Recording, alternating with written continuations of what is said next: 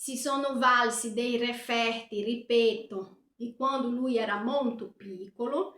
Non appare che sono stata io a cercare aiuto per il mio figlio, insomma è tutto manipolato. Quindi perché che le donne rimangono pazze per la CTU? Perché che loro tolgono i bambini dalle madri oppure costringono i genitori a vivere in una situazione completamente disagiata, perché con l'affidamento del bambino all'assistenza sociale guadagna la curatrice, per esempio la Grafe, per essere curatrice del mio figlio, lei guadagnerà 1.300 euro. O pagherà il comune o pagherà i genitori, ok? Solo per questo, solo la Grafe.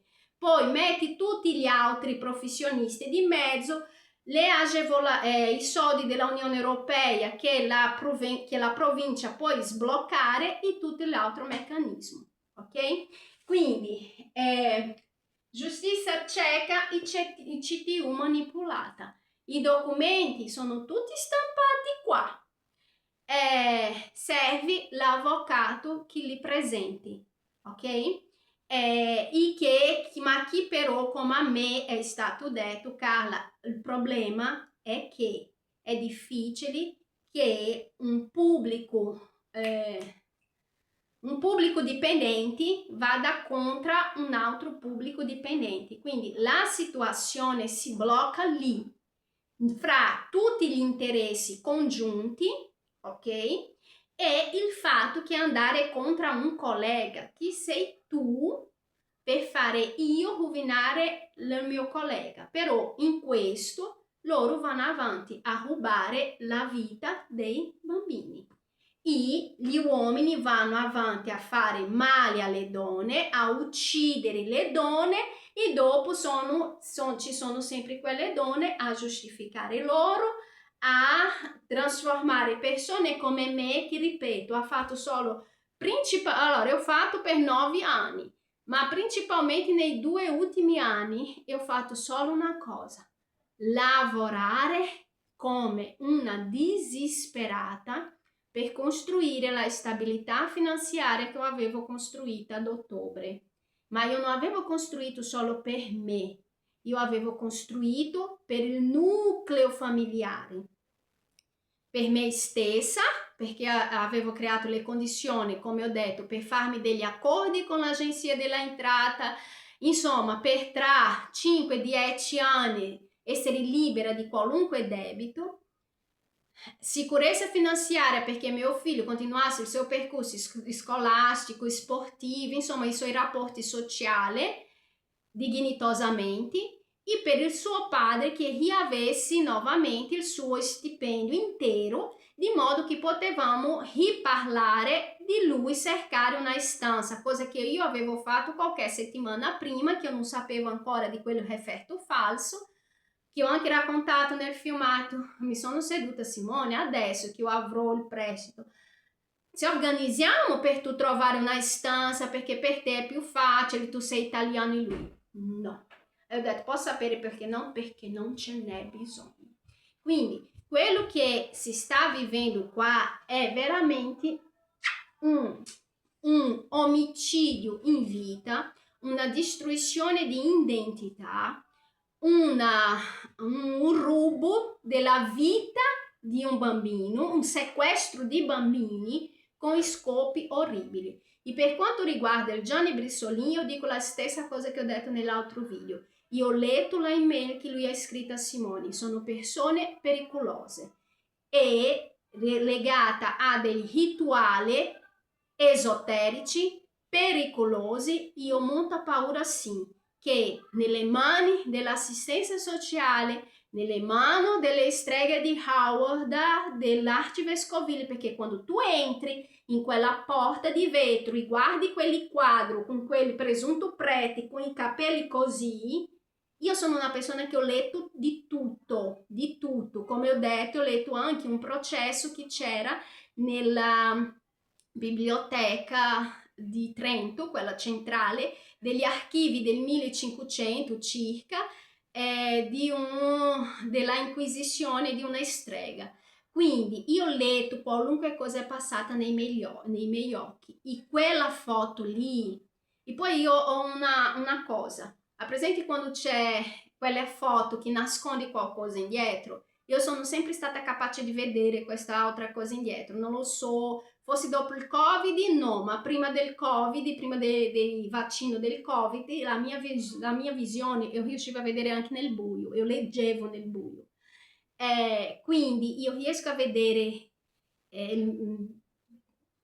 guardate bene se siete capaci. Quindi, come ho detto, l'arte vescovile per me è stata una scelta in alternativa al Sacro Cuore, ma anche quando ho detto alla Lorenza, che era la presidente all'epoca, quando sono tornata di Brasile che non c'era più il posto di Ottavio, quando ho detto a lei che avevo iscritto Ottavio nell'arcivescovile, infatti lei ha fatto così.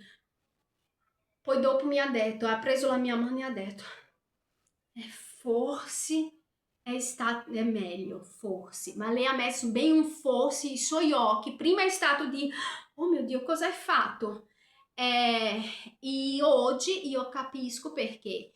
Comunque l'Arcivescovile è stata un'alternativa al Sacro Cuore, perché? Perché sia Sacro Cuore sia l'Arcivescovile sono scuole cattoliche, sono scuole che trovi facilmente in tutte le parti del mondo, principalmente in Brasile. In Brasile c'è sia il Sacro Cuore sia la rete Don Bosco. È per questo che ho scelto l'Arcivescovile. Però mi pento perché è arrivata questa Rita di Roma, che secondo me è proprio una di quelle strega, ma veramente di quelle legate veramente a questi seguitori di Jung.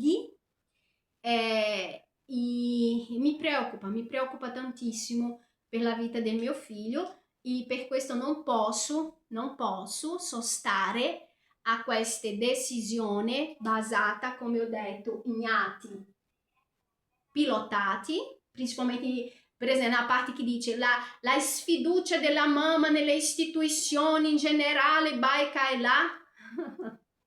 No, mio figlio, tutti i referti pagati. La mia sfiducia è nel pubblico, perché essendo anche autonoma la provincia di Trento, loro fanno un po' quello che vogliono. E dopo l'arrivo degli ucraini, allora l'ALS è permeata attualmente di quelli dell'est. E quelli dell'est, con tutto il rispetto alle persone dell'est che io conosco, che sono delle bravissime persone, Aurelia è una di quelle, Aurelia ti saluto, con tutto Aurelia e Elena, insomma ci sono delle persone dell'est che sono bravissime persone, però queste che io conosco fanno la cameriera, fanno la mamma, lavorano in fabbrica, quella di chi lavorano nell'ALS, che fanno la OS, sono il demone e per lo più sono pure razzisti e sono pericolose perché loro sono vendicative, hanno la cattiveria del conde Dracula dentro e sono appunto tutte delle cose con cui io non so, io non mi so confrontare con loro perché loro vibrano talmente basso che io preferisco stare lontana, sai? E perché comunque per una questione di colore, di accettazione sociale, io e loro sappiamo che loro hanno il vantaggio, perché si devono credere in me o in loro, anche se loro hanno torto, credono a loro perché hanno gli occhi blu e non a me.